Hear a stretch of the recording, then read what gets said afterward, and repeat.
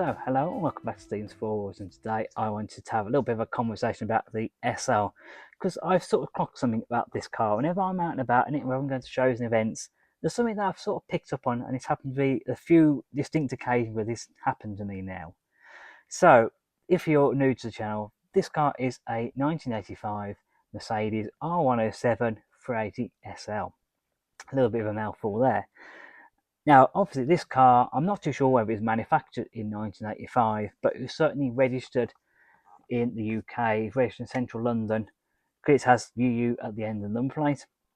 Registered in central London in September 1985. Now, on a side note, this car turns 40 this month. We've just come into September. It's 1st September as I'm recording this today. And this car is turning 40 this month. Obviously, registered in 1985, and now we're in 2025. Anyway, so we know the car's 40. That's my where I'm sort of aiming at. Now, obviously, I was born in 1992, so this car was 7 when I was born. So this car had already lived a bit of a life before I'd even been born. And to put it in context, I learned to drive and passed my test in 2010. So I couldn't even drive this car, and this car was already, again, had lived a bit of life before I even had a driving license. So what was that, 25 years old in 2010 this car would be? So it'd already been a bit of a life by that point. Now, going out to various car shows and going out to do various car events and drives, this car always attracts a lot of attention.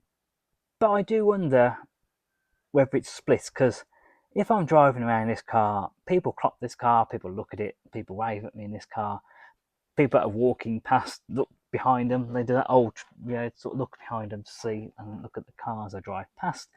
I wonder if they're looking though, and whether this, because this is a nice car, whether that catches their attention at first. And then I wonder if they're looking at me. I wonder if they're looking at me because I look far too young to be driving a car like this, whether I've borrowed it from my dad. Now, interesting, I sort of brought my dad up in this conversation because we've been out a couple of times with this car now as father and son, and I always take him out to the Father's Day show at Wagley Hall. It's a little tradition that we've got last couple of years. We've started, I think we'll continue doing that.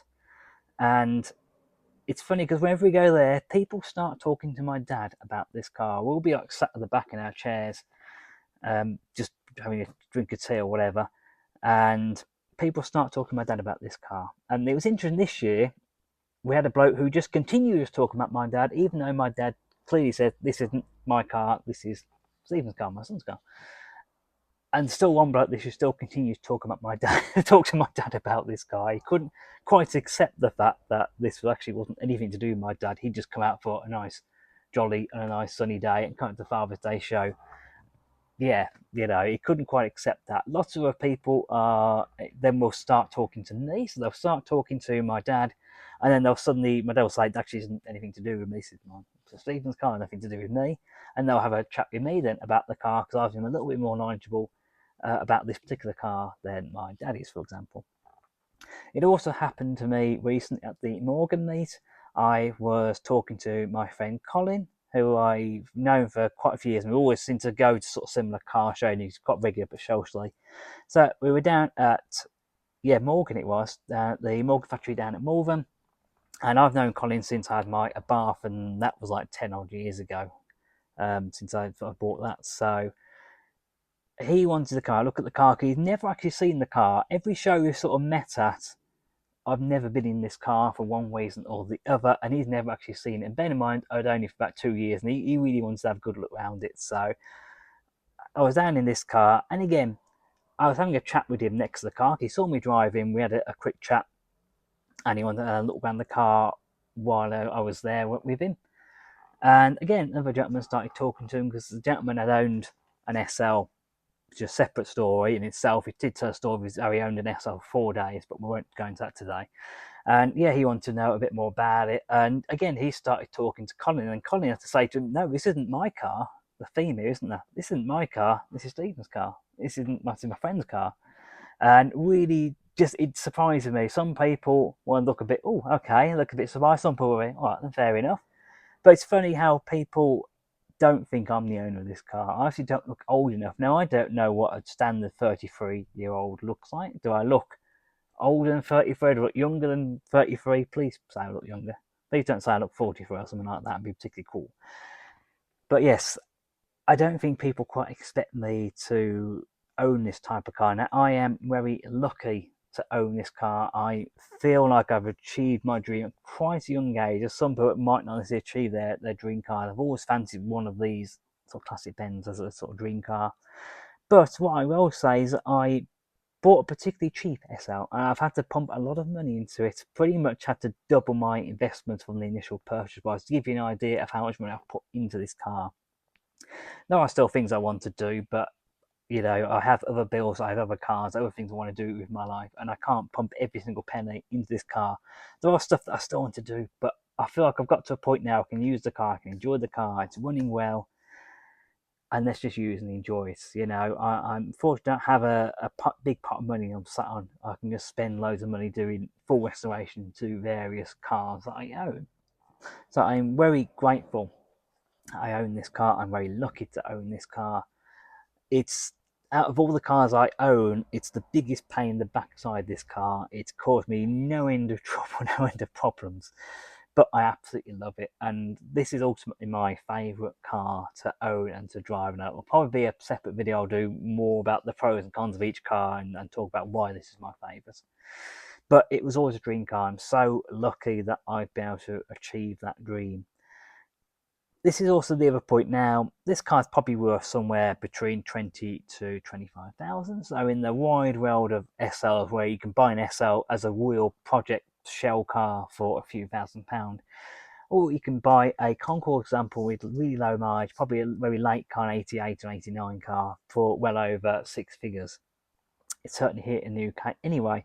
Whether people think that this is a very expensive car for me to own, whether people don't think that I look the age that I look, they think I maybe look a bit younger. Hopefully they do. Possibly a positive, wouldn't it? I ever think maybe, let's say when my dad's with me, I think particularly I'm driving with my dad, maybe think that my dad's let me have a day out in this car and have a little bit of a drive on it, but no, it's not his car, it's my car. Just have to we have to both subtly remind people, and so most people are all right with it then, and don't get me wrong, when people are reminded that I own this car, people are always all right with this. We have a nice chat about it, and that's it really. We always have a nice chat, and they find out about the car, and I'll find out what they're driving and all that. So yeah, it was a very pleasant conversation. No one's ever been really negative about the fact that I own this car, and I'd hope that people would think that it's nice to see younger people getting involved with older cars, and that stereotypically young people will probably buy cars they remember from their youth. And this isn't just a young people my generation, born in the 90s, will probably buy cars that are in the maybe 1990s, maybe 2000s, and they'll buy those sort of cars. Now, obviously, that's just a bit of a stereotype. So yes, I want to do a quick little video about the SL and about my experience when I take it out and go to shows. And it's just interesting seeing people's reactions. So no one's ever been really negative about it. I think, as I'm hoping people are really positive, hoping they like the fact that I own this car and that actually I'm a youngest person in an older car. Well, first myself being young because I'm younger than this car is. So if you're a regular to the channel, you'll probably be fed up of me hearing this and saying this.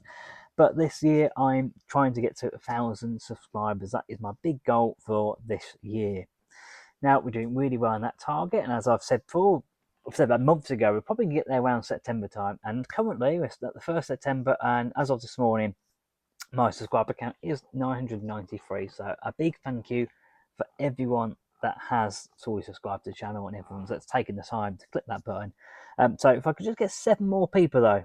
7 more people, so I appreciate you lot. I need 7 more people to get to my goal for this year. It's fantastic that we've got a really good community and a bit of a following now, and there's always the same names, same people that I see commenting on the video, which is fantastic. Unfortunately, I can't see who likes the video, sadly, and who likes my community posts. But yes, anyway, I just need 7 more people to hit that subscribe button, and that is the big goal done for this year. There's still bigger stuff going on the channel, don't get me wrong, but for this year, in terms of this year's goals, that was my big one for this year. So I just want to say big thanks to everyone who has already hit the subscribe button. I'm glad you're taking the time out to support the channel by hitting that subscribe button and also hitting the like button as well.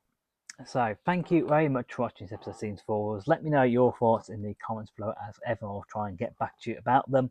And yeah, it's going to be goodbye from me, goodbye from the SL, and we'll see you again very soon. Goodbye.